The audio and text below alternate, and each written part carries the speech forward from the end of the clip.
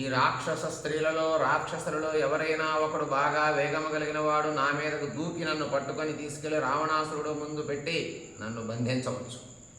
సీతాదేవికి నేను వచ్చినటువంటి విషయం తెలియదు. అసలు సీతాదేవి కోసమే నేను ఒకడిని వచ్చాననే విషయం సీతాదేవికి కూడా తెలియకుండా పోతుంది. ఈ పరిస్థితి మాత్రం అసలు రావద్దు అని మనస్సులో అనుకుంటున్నాడు. హింసాభిరుచయో హింస్యురిమాం వా జనకత్మజాం విపన్నం స్యాత్ తతః కార్యం రామసుగ్రీవయోరిదం. లేదా ఒకవేళ హింసాప్రియులైన ఈ రాక్షసులు సీతను చంపేయవచ్చు.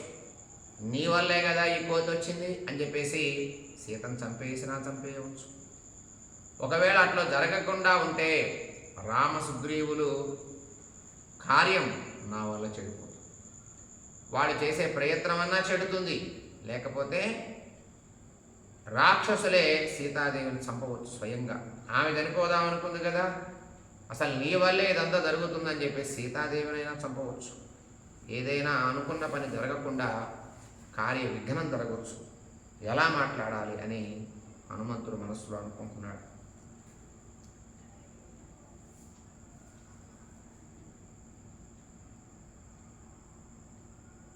హింసాభిరుచయో హింస్యురిమాం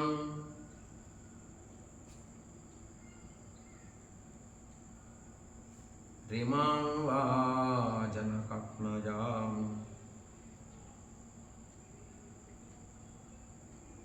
విపన్నం స్యాత్ తతః కార్యం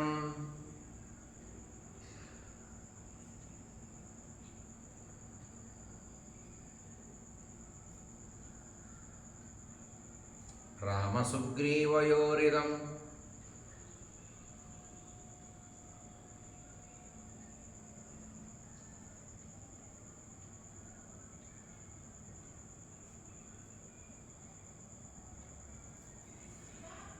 హింస అంటే ఎంత ప్రీతి రాక్షసులకి.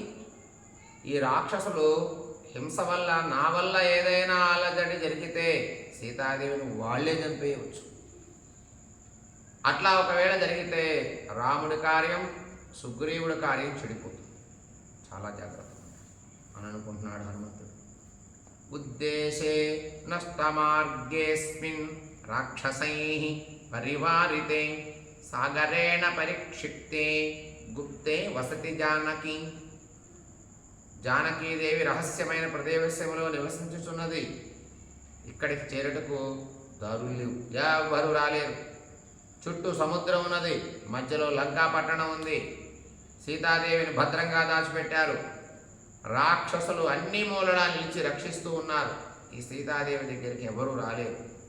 ఏదో అదృష్టవశాత్తు నేను వచ్చి కార్యాన్ని చెడగొట్టకూడదు అని మనస్సులో అనుకుంటున్నాడు.